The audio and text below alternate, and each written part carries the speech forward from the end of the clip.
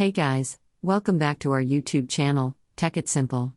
Today, in this video, let's learn about how to log into HSBC Business Account. So, let's get started.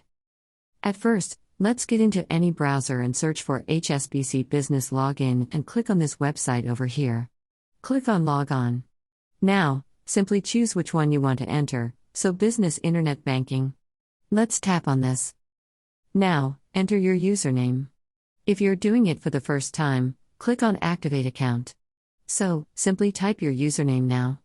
If you want yourself to be logged in, simply click on Remember Me and click on Continue. Now, enter your security code. If you want to log in through the password, you can go on this step as well.